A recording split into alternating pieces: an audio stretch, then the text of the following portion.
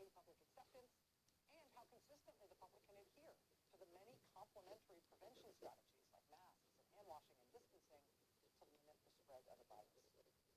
Joining us now is Dr. David Paltiel, Professor of Health Policy and Management at the Yale School of Public Health, one of the authors of that health affairs paper on the implementation of the vaccine program. Dr. Paltiel, it's a real honor to have you with us tonight. Thanks for taking time. Good to be with you, Rachel. Thank you so much for having me. I think looking at those news packages from Britain today and seeing older Britons getting the vaccine, I mean, your heart kind of swells, and it's exciting to see, and it makes you feel a lot, I think, of emotion about what we've been through over the past year. But I wanted to talk to you tonight because I feel like you and your colleagues are making clear that it's not like even once we start vaccinating people, we'll throw away the masks. Exactly. You've got it exactly right.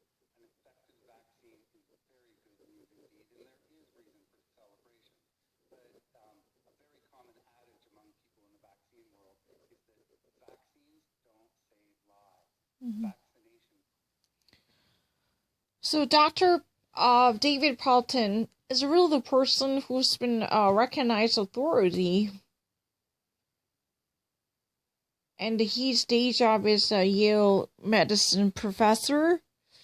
But right now, today, it's an article from the New York Times by David Leonhardt somehow throws us a food for thought. And Rachel Maddow believes that this is really a great point for her to think about certain issues in light of this brilliant news from Britain. So today we witnessed senior Britons, they're actually getting jabs in their veins that eventually sustain their life for more years by having them inoculated, right? This is really positive news, so they can actually see their bloody bugs by spending Christmas holiday together. Although this would be slightly dangerous because they need to get another shot. This would have normally taken a couple of weeks. There should be a certain lapse between two different shots.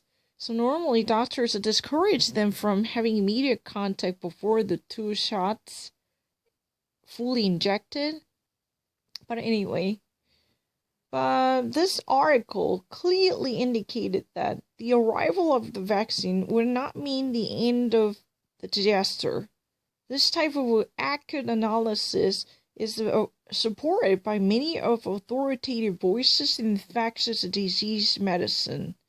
Dr. David Paltiel is one person, and Malinsky, who's been in charge of the incoming Biden administration's COVID-19 task force. These type of medical authorities saying that we should still brace ourselves for much more dire consequences, especially in this type of devastated conditions where a huge portion of the population exposed to the coronavirus. The immediate turnaround from the vaccine or mass inoculation were not likely to bear significant consequence promptly enough. That's really the speculation. And this is really a not unfounded hypothetical belief. However, this has been projected by many of authoritative voices. So far, the actual level of the immunization is level 1, stage 1. Pfizer, BioNTech, and Moderna, their vaccine products already flaunted off the 95 percentile or 94.5 percentile accuracy, but this would not likely to build up on a powerful iron dome to shun out the penetration of a virus, because this transmission would be so powerful enough to have a deep impact in the midst of the community, then there is no way it would be immediately stifled with the single introduction of the vaccine programs. Because there would be a no herd immunity that might actually build up on a more secure immunization in every corner of our sector. It would actually require a greater amount of time. This has been also confirmed by the internal documents from the White House infectious disease experts. This clearly suggests that vaccination would be not sufficient to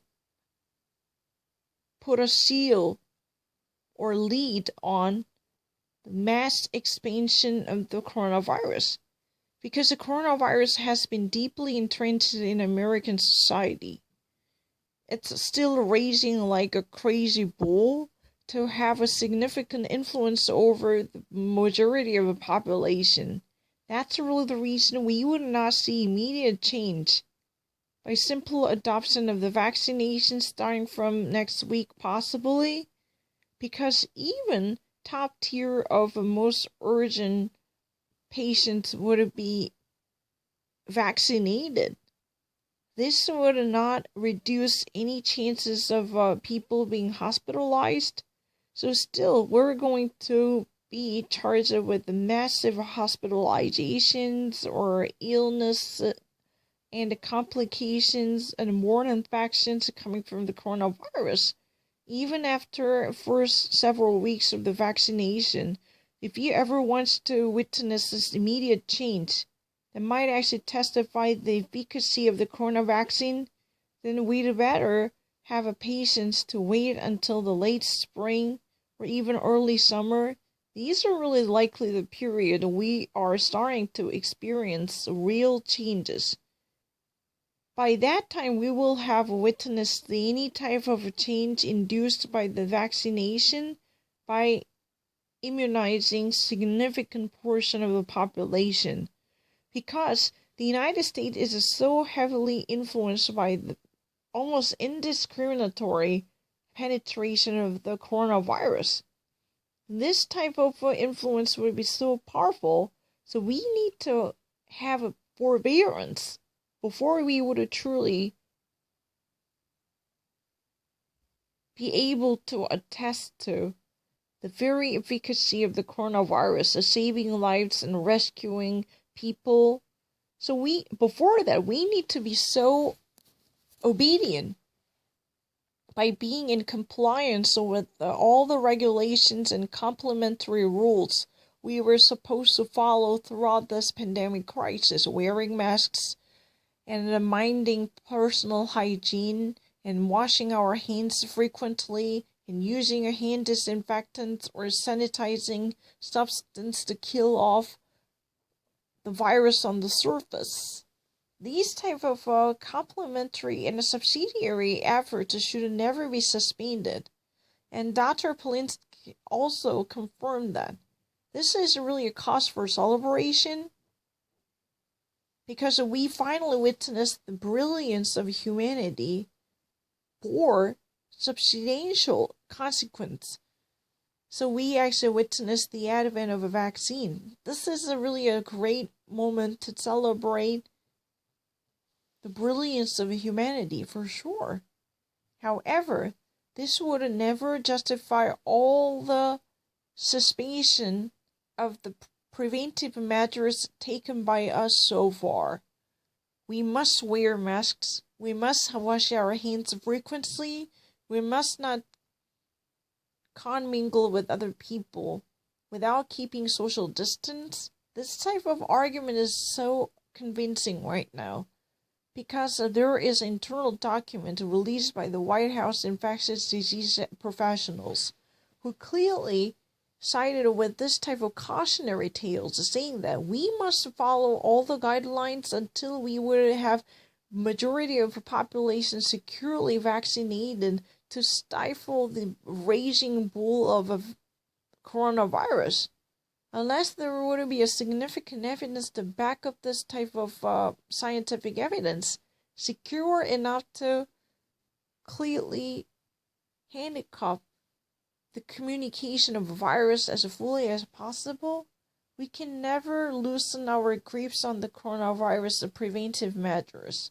There should be more aggressive measures adopted before we would have witnessed the absolute efficiency of the vaccine. That's a problem. We have to constantly wash our hands, use hand sanitizers or hand disinfectants, and keep the social distance between people. These are the fundamental values we must hold on to. This is a new normal. We have to actually have a different strategy in times of the coronavirus.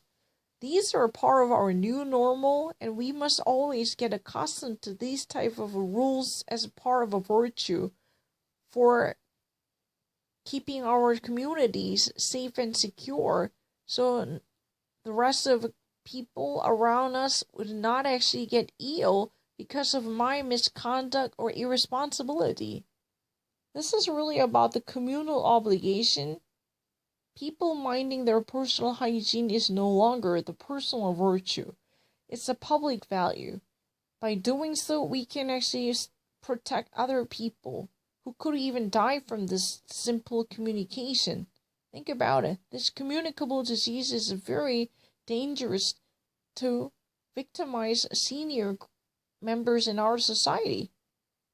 If you ever actually wear a mask to shut down any possible venues for mucus aerosolization or transmission, then we would rescue these people. This is really an everyday hero practicing heroic efforts to secure the rest of the community from the virus infection. And that's really important. But as countries like the United States, heavily affected by the coronavirus and nearly devastated by the COVID infection, the immunization of the mass population really needs proper amount of time to witness the significant influence on controlling infections. Because more people, even if they somehow, the problem is the vaccinated population would not sufficiently reduce their chances of affecting others. There is recent research clearly indicating that people who actually got their jabs in their vein would not spare themselves from spreading the virus from themselves to other hosts. That's the real problem. They still could be a virus carrier to affect other people, even though they could be immune from the coronavirus infections, so they would never actually get seriously ill, but virus could still reside in their bodies to affect other people negatively. If you're really the person who would never get vaccine shot, then you could actually be infected from the people with the coronavirus, because they're virus carriers, they're virus suppliers, even though the virus in their body would not make them seriously ill because they've been vaccinated. But that does not mean they would be safe from the viral transmission by being a virus carrier or provider who introduces this viral influence into our community. That's really the deal. So, even though top tier of the high-risk groups would be vaccinated starting from the next week in the United States, that would not eventually rule out their chances of spreading the virus. So the White House's internal documents also confirmed that there will be more hospitalizations immediately following from the vaccine introduction, because this advent would not deracinate the deeply rooted shadows of the virus spread. So we're going to witness more and more throughout the bleak wintry season, because the people would spend more time indoors and they could no longer secure the ventilation and the air circulation. Then that would definitely provide a sufficient environment for viral propagation. Then more people are likely to be damaged from this viral penetration. So people would frequently hit the hospitals to be treated. More hospitalizations, more viral infections, more complications coming from the virus would dominate the entire season. So we need to wait until the late spring to at least spot a budding signal of the vaccination kicking in its influence. That's really the argument. Vaccination is not the be-all and end-all of our immunology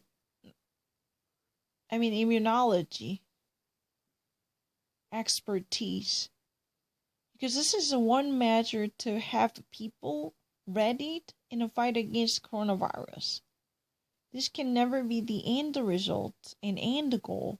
That would secure the rest of people's life forevermore. Because even people with the vaccination, they could get ill. And also, there is no clear understanding about their transmission ability.